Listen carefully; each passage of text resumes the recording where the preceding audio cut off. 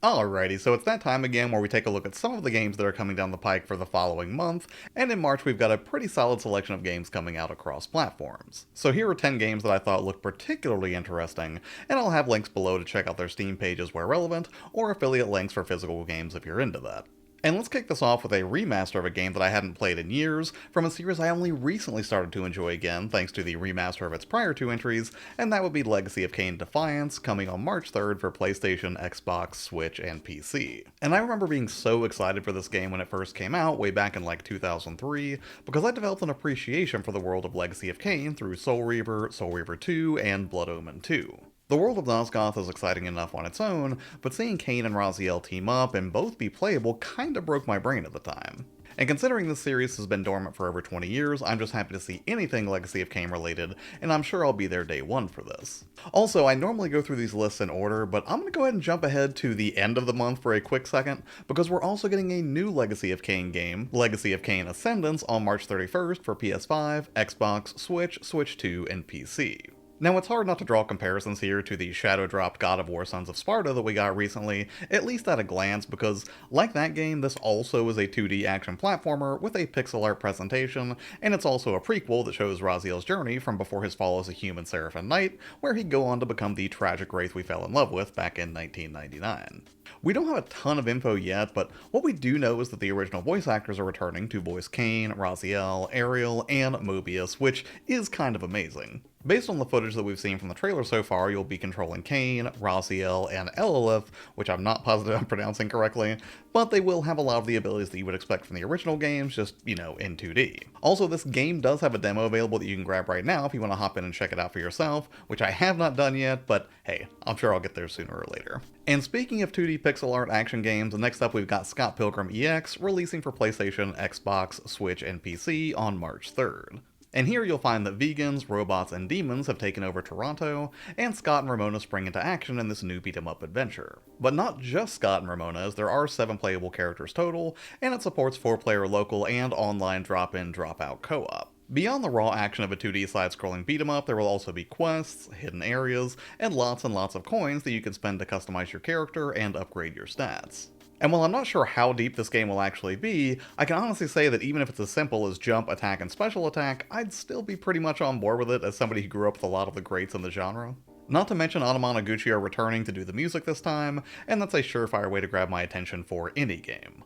And this one did have some fancy physical editions that you could pre-order through Limited Run, but if you missed the boat, you can still get physical copies on Amazon, which I've linked below with my affiliate links. Next up, we've got what might be one of the most controversial games that's coming out in March, and I'm very curious to see where it goes, but that would be Bungie's PvPvE extraction shooter Marathon, releasing on March 5th for PS5, Xbox, and PC. And comparisons with Arc Raiders are going to be unavoidable here, and I have to admit, it's looking like it's going to be an uphill battle for Marathon to really get a foothold in an increasingly crowded live service space. But I'm definitely going to give it the benefit of the doubt and at least check out the demo/server slam, which should be happening I think tomorrow after this video goes out, and I'm expecting that at the very least the shooting mechanics are going to be absolutely solid. Now, depending on your taste, you may or may not love the visual style of Marathon. Personally, I really like it. I think it's really bright and vivid and definitely unique in the space. But the challenge for Bungie here won't just be putting out a great game, rather it'll also be convincing players at scale that they should take time away from the live service bubble that they're already in, whether that's Fortnite, Arc Raiders, Dead by Daylight, or whatever, to put time into this particular grind and loot fest. And I'm not sure if they're going to be able to pull that off. I mean, I guess time will tell, but I'm certainly going to be keeping a close eye on this one. And while we're on the subject of comparison, next up we have a game that looks suspiciously like Hollow Knight, but is really kind of trying to do its own thing, and that would be Nevergrave, The Witch, and the Curse, heading to PS5, Xbox, and PC on March 5th. Or actually, after double checking my notes here, it might be on March 4th, but March 4th or 5th. And Nevergrave is a Metroidvania roguelike, where you'll possess enemies using a cursed hat, and then use them to open up new angles for combat. Beyond the standard exploration and action, you'll also be able to clear the rubble of ruined villages, build new facilities, cook food, and upgrade your skills. It also supports up to 4-player co-op, so you can run through procedurally generated dungeons with some friends if you'd like. Generally, I'm a bigger fan of roguelites than roguelikes, since they usually let you keep some progression after defeat, and as a sucker for hand-drawn animation like this, I might have to give this one a shot sometime. Especially if I can get a few friends on board, but hey, we'll see how it reviews when it drops, again on March 4th, or possibly 5th, because these release dates seem to be shifting on me. Moving on, we have a dark fairy tale third-person adventure called Mirage 7, coming to PlayStation, Xbox, and PC on March 6th. And here you'll be playing as the young Nadira, who travels the desert with her little lizard buddy Gigi to search for a lost oasis where you hope you'll be able to save your sister. At a glance, it kinda gave me 2008 Prince of Persia vibes between the setting, art style, and combat, but the idea that you can also take control of Gigi the lizard periodically seems like it'll open up some pretty fun puzzle opportunities as well. One thing that really stood out to me though was that even though the tone of this looks to be pretty bright and colorful at first, there also seems to be some darker elements here, and generally speaking I am a sucker for third-person action kind of puzzle games like this. So here's hoping that it hits all of the right notes, but I guess we'll see whenever it makes its debut, again on March 6th.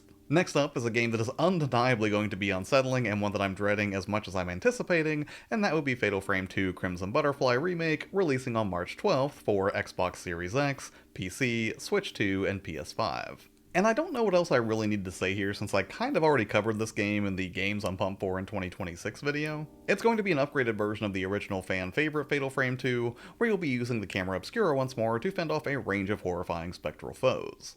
Aside from a visual makeover, it does also introduce a hold hands with Mayu mechanic, along with some camera upgrades like focus, zoom, and filter switching.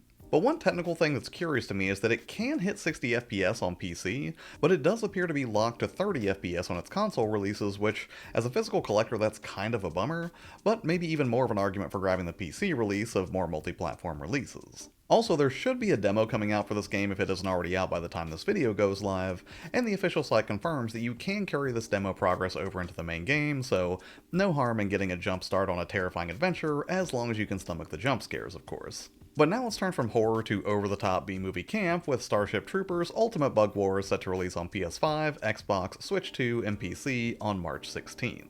In Ultimate Bug War, the arachnids have spread from their home planet of Klendathu to invading human territory across the galaxy.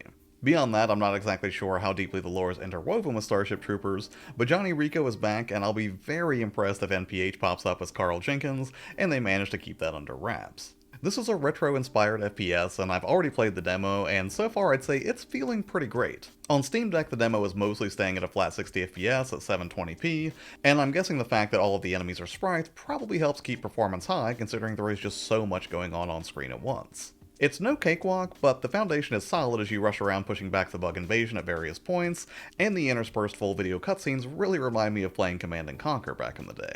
Is this a day one purchase for me?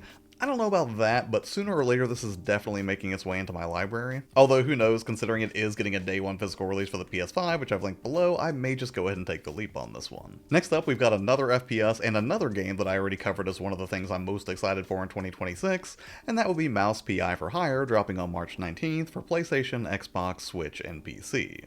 Here you'll be playing as a mouse investigator, Jack Pepper, and as a former war hero turned detective, you'll have to unravel the real truth after a missing persons case escalates into a complex web of intrigue and corruption. Featuring a hand-drawn black and white style with a jazzy big band soundtrack, I absolutely can't wait to see how this one does. Stylistically, it's easy to draw comparisons to Cuphead, but mechanically it's also supposed to have some Metroidvania elements as well, and when it comes to level traversal, with over 20 levels to explore, I'm guessing this is going to be a lot more in-depth than people expect. No demo on the horizon for this one that I've seen so far, but honestly this probably will be a day one for me. And again, if you haven't checked this game out at all, you might consider watching the 17-minute documentary that the developer put out on their YouTube channel, which I've linked somewhere in a card up here. And finally, let's take a look at a game that might be a day one for me just because I am a sucker for arcade racers with a unique spin, and Screamer seems like it will definitely fit that mold when it releases on March 26th for PS5, Xbox, and PC. Screamer combines anime aesthetics and fast-paced arcade racing with fighting mechanics and a full-blown story mode. And even though F-Zero didn't have a story mode per se, it does have a lot of lore, and I'm legitimately excited at the prospect of a racing game with this much style that really does go the extra mile in providing a fully blown narrative. See what I did there? Extra mile? Racing? Alright, sorry. Beyond the story mode though, there are other modes available as well, and while I suspect the mechanics are definitely going to take some getting used to, I'm already daydreaming about how crispy this super saturated racer is going to look on the big screen. As long as the driving is actually as polished as all of the style that it's showing in these trailers, I will probably end up hopping on this one at launch. But that's going to be it for this one. Again, this isn't every game that came out in March, rather just 10 that I thought looked the most exciting. Check the description below for links to the relative Steam pages or affiliate links if you're a physical collector like I am, and definitely let me know if there's something I left off of here that you are excited to play because I would love to hear about it. Over the next couple of weeks, we're going to get a little bit more retro with some closer looks at the GB operator, analog 3D, and mod retro chromatic, since I inexplicably always get pumped for retro stuff in the springtime. And outside of showcasing some of that hardware, I'll also be outlining some indie Game Boy games that you can check out on the Steam Deck as well, so make sure you stay tuned for that. As always, thank you so much for taking the time out of your day to watch videos here on the channel. It really does mean a lot to me. Have an amazing day, and I will see you on the next one. Bye.